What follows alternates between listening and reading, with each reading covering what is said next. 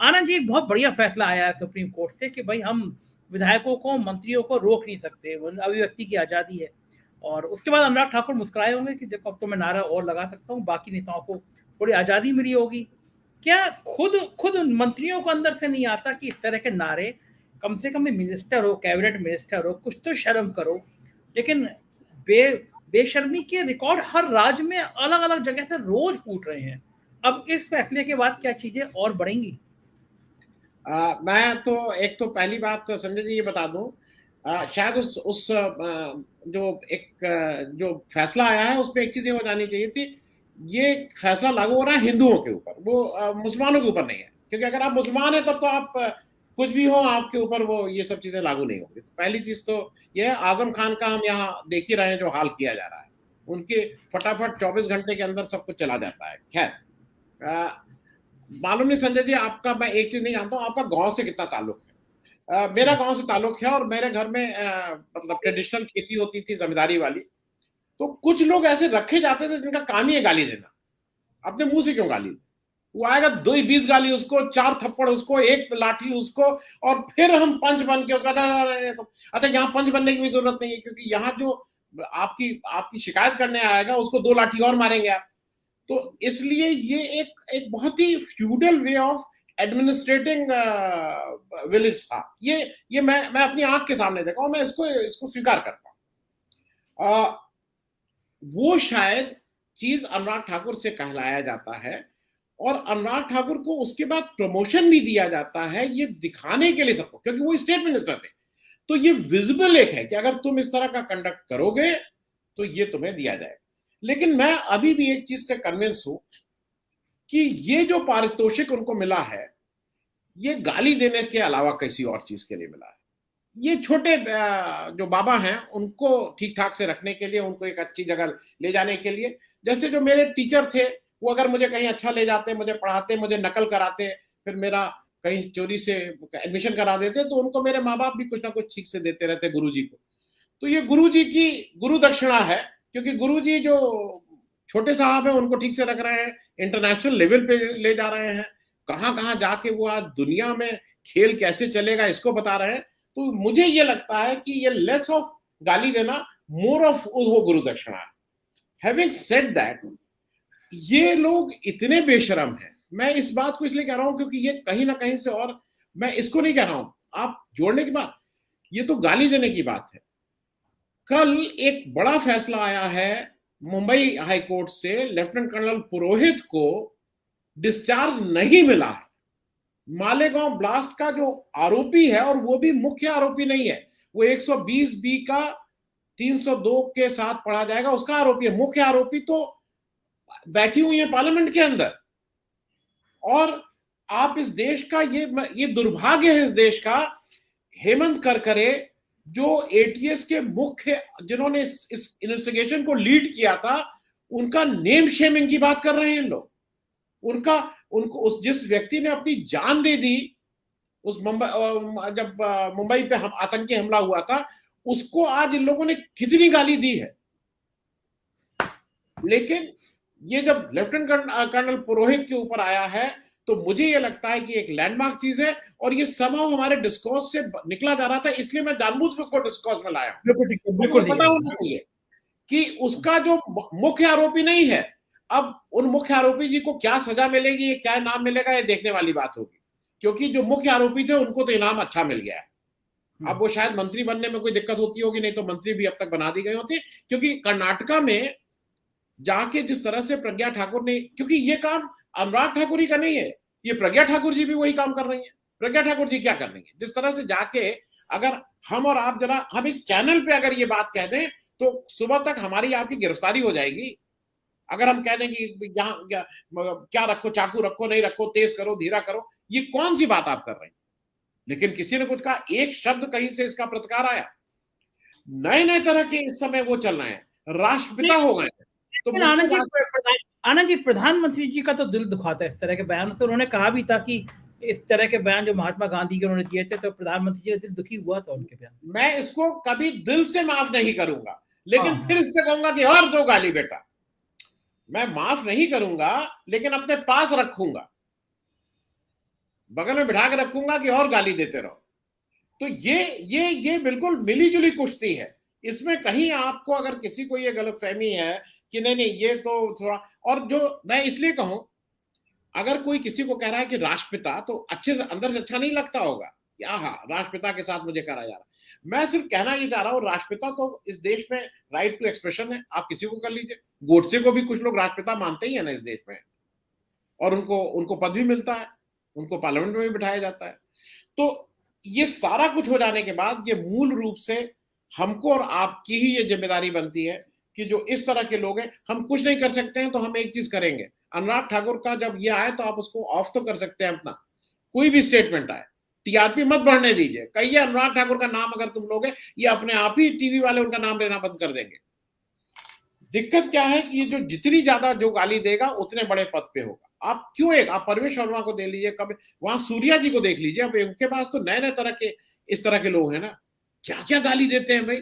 और सोनिया गांधी को अभी भी, मैं कल परसों फिर देख रहा था, आप अपनी अपने उसमें देख लीजिए, कमेंट्स में देख लीजिए करके, अरे भाई एक महिला के बारे में आप किस तरह की गंदी गंदी बातें कर रहे हैं, ये शर्म नहीं आती है। मोदी जी इसको रोक नहीं सकता, मोदी जी ऐसे बहुत से लोगों को फॉलो करते हैं ट्विटर पे और अलग अलग उस पे। तो ये जो चीज है, सरकार पार्टी ये सब एक दूसरे का पूरक बन चुकी है। सरकार में कौन क्या कहता है, पार्टी में कौन क्या कहता है, इसका कोई बहुत मतलब नहीं। पार्टी में जो ज्यादा गाली देगा उसको सरकार में बिठा लिया जाएगा। कल मुझसे किसी ने कहा कि बुमई साहब हारने की स्थिति में है। हमने कहा हारने से कोई फर्क नहीं पड़ता, धामी जी भी हार गए, वो भी हार गए, हमारे केशव प्रसाद मौर्य जी भी हार गए, और फिर गुजरात में जाके बता रहे थे इलेक्शन कैसे जीता जाता है, खुद हार गए और गुजरात में जाके इलेक्शन जीता कैसे जाता है इसकी सभाएं करके लोगों को बता रहे थे। तो ठीक है, एक ये कहना नहीं चाहिए, मैं किसी और के रेफरेंस में नहीं, हो सकता है आप 4 PM के रेफरेंस में समझ लीजिए, बाकी लोग समझेंगे अंधेर नगरी चौपट राजा। चलिए इसमें क्या कहा जाएगा। आनंद जी, एक बहुत जबरदस्त बात आज अशोक जी ने कर दी, इस विषय से अलग हटके, लेकिन बड़ी महत्वपूर्ण बात कर दी और मैं भी हैरान था। आप तो जानते ही हैं, आप तो पढ़ने लिखने वाले आदमी हैं, तमाम आपका प्रोफेसर तो ताल्लुक रखता है। विश्वविद्यालय का नाम आने पे पहले श्रद्धा से मन भरता था। वाइस चांसलर, मतलब हम लोग जब स्टूडेंट्स थे, उसके बाद में भी ये पत्रकारिता में आए थे, तो वाइस चांसलर का नाम आके लगता था कि एक ऐसा योग, ऐसा विद्वान, ऐसा काबिल आदमी जिसको शिक्षा के क्षेत्र में अभूतपूर्व काम किया होगा। मन करता था उसके नाम से, जैसे सन्यासी को लेकर प्रणाम करने का मन करता था। एक्चुअल में विश्वविद्यालय के वाइस चांसलर की दिमाग में छवि बनी हुई थी। पिछले दिनों एक वाइस चांसलर विनय पाठक जी एक यूनिवर्सिटी में पकड़े गए और फिर एक के बाद एक करोड़ों और अरबों रुपए की धांधलियां खुलती चली गई कि नकल कराने के ठेके, सामान खरीदने के ठेके, क्या क्या नहीं। और देश की उत्तर प्रदेश की जो मीडिया है, मैं मानता हूं कि वो बिना मुख्यमंत्री कार्यालय के इशारे के कभी खबर छापती नहीं है। जब विनय पाठक के खिलाफ बड़ी बड़ी खबरें छपना शुरू हुई तो मेरे कान खड़े हुए कि यूनिवर्सिटी का वाइस चांसलर, जो अखबार बेचारे अपनी रीढ़ की हड्डी सीधी नहीं करते हैं, वो भी विनय पाठक के खिलाफ बड़े बड़े खुलासे कर रहे थे कि अब जांच एसटीएफ को दे दी, एसटीएफ वीसी को नोटिस दे रही है, पूछताछ के लिए आ जाइए। वीसी गायब है, एक दो दिन की नहीं, महीनों की बात है। फिर हमने पड़ताल करी और फिर कई लोगों ने पड़ताल करी तो तार राजभवन तक जाकर रुक गए। अशोक जी ने खुलासा किया कि भाई किस तरह आनंदीबेन पटेल और विनय पाठक की चर्चा हुई। और बात भी सही है कि अगर एक वीसी फरार है, एसटीएफ जांच कर रही है, नोटिस दे रही है, फिर मामला कैसे सुलटे, तो सीबीआई को जांच दे दी गई कि मामला किसी में ठंडे बस्ते तक चला जाए। लेकिन इस बहाने जो अशोक जी ने कहा कि दिल्ली और लखनऊ, गवर्नर और मुख्यमंत्री, ये उत्तर प्रदेश में कैसे संभव है कि महीनों से जिसके घोटाला कितनी बड़ी खबरें छप रही है, गायब है वो वाइस चांसलर अभी तक है, हटा नहीं। जी जी, मैं एक तो थोड़ा, मैं जो मेरी समझ है और जिस चश्मे का नंबर मैं लगाया हूं, वो थोड़ा अशोक वानखेड़े जी के चश्मे से थोड़ा फर्क वो नंबर है आनंदीबेन पटेल के मामले में। आनंदीबेन पटेल का आपको मालूम नहीं, एक चीज ज्ञान है कि नहीं है कि ये और अमित शाह साहब एक स्टेज पिछले 5-6 वर्षों में स्टेज शेयर नहीं किए हैं। अगर अमित शाह आएंगे तो आनंदीबेन पटेल वहां नहीं बैठेंगे, ये आएंगे तो वहां नहीं आएंगे, और इसीलिए बहुत से कार्यक्रम में नहीं आते। मेरे चश्मे के नंबर से जब मैं देखता हूं तो मैं ये देखता हूं कि योगी जी और आनंदीबेन पटेल की टीम है, और ये टीम इसलिए है, ये कुछ, अब क्योंकि पड़ोसी देशों का नाम ले लेंगे तो एक बड़ा भारी वो दूसरी बहस हो जाएगी। ये टीम वो है कि अच्छा तुम्हारा भी वो दुश्मन, मेरा भी वो दुश्मन, मैटर ऑफ कन्वीनियंस है, चलो हम दोनों मिलकर उसको ठीक करते हैं। और उसमें एक नाम स्वतंत्र देव सिंह का भी था। मैं इसलिए बता दूं कि हाँ, स्वतंत्र हाँ, देव सिंह, अगर आपको याद हो, योगी जी ने हटने नहीं दिया था, उनको अध्यक्ष बनाए रखा था लास्ट तक। हाँ, हाँ, अब आनंदीबेन पटेल सूट करते हैं योगी जी को, योगी जी को सूट, भाई जो भी है। अच्छा उधर मोदी जी की क्या है, मोदी जी के गुजरात के कमिटमेंट्स हैं, आनंदीबेन पटेल जी को बिल्कुल बाहर नहीं निकाल सकते हैं, तो उनको एक सबसे बड़ा राज्य दे दिया है। अमित शाह वहां आएंगे नहीं, इनको यह है कि अमित शाह के अगेंस्ट जो भी बंदूक चलानी है, यहाँ आनंदीबेन पटेल बैठी है, तो इट सूट्स योगी जी। मैं दो तीन चीजें जल्दी से इसलिए कह के फिर पाठक जी पे आऊंगा, और फिर पाठक जी का आंसर भी आपको मिल जाएगा। देखिए एक चीज समझ लीजिए, योगी जी को ये कुछ कर लें, लेकिन आज जिस बिना पे बीजेपी इलेक्शन जीतने का सपना देखती है, वो फैक्ट्रियां केवल उत्तर प्रदेश में है। वो राम जन्मभूमि हो, वो काशी विश्वनाथ हो, वो मथुरा हो, ये सब फैक्ट्री है, मामला यहीं का। तो इसको तो गुजरात ले नहीं जा पाएंगे, ये रहेगा योगी जी के नीचे। एक दूसरा, योगी जी एक बड़े भारी मठ के, और उस मठ को मैं भी प्रणाम करता हूं, मैं भी उस मठ को मानता हूं, गोरखनाथ को, कि वो आज नहीं, पिछले परंपरागत रूप से मैं उधर से आता हूं, मैं मानता हूं। तो वो उस मठ के महंत भी हैं, ये ध्यान रखिएगा। तो उनके पास एक ये डिस्टिंक्ट एडवांटेज है जो जो अमित शाह साहब के पास नहीं है। अमित शाह साहब अपने बूते पे शायद कितनी जगह से वोट दिला पाएंगे देखने वाली, वो जोड़ तोड़ कर सकते हैं, तुम बैठो, तुम उठो, तुम जाओ, तुम आओ, ये सब कर सकते हैं। लेकिन अमित शाह का नाम देख के वोट कितना दिला पाएंगे, ये देखने वाली बात होगी। ये अमित शाह साहब ही का दिमाग था कि केशव प्रसाद मौर्य को गुजरात में ले जाके कुछ उनकी ट्रेनिंग करा रहे थे कि भाई ये भी है, ये भी एक आदमी है, वोट दिलाएगा। अरे हमें केशव मौर्य साहब किसको वोट दिलाएंगे? आप एक चीज और याद रखिएगा, योगी जी को एक वो मैं एक चीज ये मानता हूं कि मठ पे रहने की वजह से उनके पास वो आध्यात्मिक शक्ति है कि वो बहुत लूज नहीं करते अपनी पेशेंस। एके शर्मा को उनकी जगह दिखानी थी, तो उन्होंने उसकी जगह दिखाई थी कि वो, अगर आपको याद हो, वो पहले आए थे यहाँ के उप मुख्यमंत्री बन के पूरी कमान संभालने, फिर उनको कमान तो छोड़िए, उनको एमएलसी तक बनाने के लिए उन्होंने जो उनकी जो छीछा लेदर हुई थी उनकी, वो बेचारे किसी काम लायक नहीं रह गए थे। उन्होंने एक बनारस में जाके कौन सा मोदी जी के कॉन्फ्रेंसी में उन्होंने कुछ मीटिंग ले ली थी, उन्होंने कहा था अच्छा। तो ये हरदम याद रखिएगा। वो जो टेनी जी हैं, बहुत खास आदमी अमित जी के हैं, बहुत खास आदमी, उनको ऐसा लड़के के मामले में है, अच्छा करना कुछ नहीं है, क्योंकि सब सब उल्टा पुल्टा काम कर रहे हैं, तो सिर्फ ये कह देना है कि सीधा काम करना। उनको कोई, योगी जी को कोई ये नहीं कहना है कि गलत काम करना, उनको ये इंश्योर करना है कि सही काम हो जाए। सही से जांच हो गई, बेचारे टेनी जी के जो जो भी लड़के हैं वो अभी तक अंदर हैं। बाहर टेनी जी के प्रभाव से तो एक बार बाहर चले ही गए थे, फिर वो आप खींच के बाहर अंदर कर दिए गए और फिर से वो अंदर है। अब उनकी हाईकोर्ट में कोई छुएगा भी नहीं, उसको सुनने को भी कोई नहीं तैयार है कि ये क्या सुनेंगे, क्योंकि सुप्रीम कोर्ट से डांट पड़ चुकी है। तो मैं अभी भी ये मानता हूं कि जहां तक ये सब बातें हैं, उसमें योगी जी बहुत आगे खड़े हुए हैं।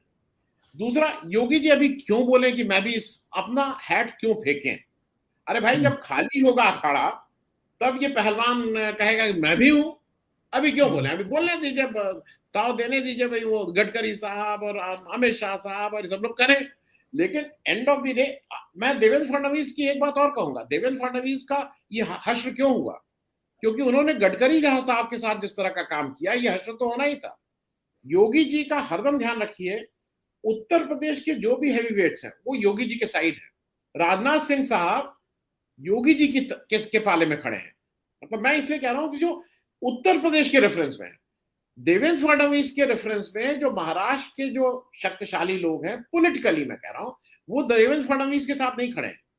देवेंद्र फडणवीस एक अपना अमित शाह के आदमी है, वो अपना काम करते रहते हैं। अशोक वानखेड़े साहब इसको ज्यादा बेहतर मुझसे बताएंगे, लेकिन जो मेरी समझ है, योगी जी की वो समझ है, पॉलिटिकल समझ है उनको कि किसको किसको अपने साथ रहना है। उन्होंने राजनाथ सिंह जी हरदम साथ, राजनाथ सिंह जी आएंगे तो वो उनको लेने वहां पे भी चले जाते हैं, एयरपोर्ट भी चले गए।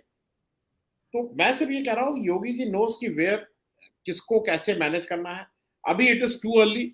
उत्तर प्रदेश की 80 सीट को कोई यहां से शिफ्ट गुजरात तो हो नहीं जाएंगे कि 80 सीट में से गुजरात चली जाएंगी, 60 सीट 20 रह जाएंगी, रहेंगी तो उत्तर प्रदेश में ही। लड़ना तो इलेक्शन यही होगा, काशी विश्वनाथ यहीं रहेगा, राम मंदिर यहीं रहेगा, मथुरा यहीं रहेगा, तो करोगे क्या? एंड ऑफ द डे आपको इलेक्शन यहां लड़ना है। मुझे ऐसा लगता है कि ये जितनी, और इसीलिए पाठक जी जो बचे हुए हैं वो किसी ना किसी का वरद हस्त है। यहाँ के आईपीएस अफसर आपको याद है कितने दिन तक गायब थे? 1 डेढ़ 2 साल। कई बार रणनीतिक रूप से आपके पास अगर आपका कोई फैक्शन ना हो तो ये आपके आपके पक्ष में रहता है। उत्तर प्रदेश में मैं भी रहता हूँ, आप भी रहते हैं। मुझे एक आदमी अगर बता दीजिए, चाहे वो बीजेपी का मंत्री हो, चाहे एमएलए हो, चाहे छोटा दलाल हो, जो ये कह दे कि मैं योगी जी से काम करा दूंगा, और बाकी नहीं कर बाकी पूरे प्रदेश में किसी के लिए भी आपको 20 लोग मिल जाएंगे, उनका काम लॉ मैं करा देता हूं। अरे, तो मेरा कहना यह है कि कभी कभी ये भी आपकी स्ट्रेंथ हो जाती है कि आपका कोई ग्रुप ही नहीं है। ये हम किसी के लिए मांगेंगे नहीं, मेरा कोई, मैं एमएलए का एक भी लिस्ट ही नहीं है, मेरा कोई लिस्ट नहीं है, मेरा कोई मंत्री नहीं बनेगा। ये भी एक बार आपके फेवर में काम करती है, क्योंकि आपका कोई है नहीं, तुम जिसको बना दो, रहोगे तो मेरे ही पास, आओगे तो मेरे ही उस पे, वोट तो मेरा ही चेहरा आगे दिख करके मांगोगे।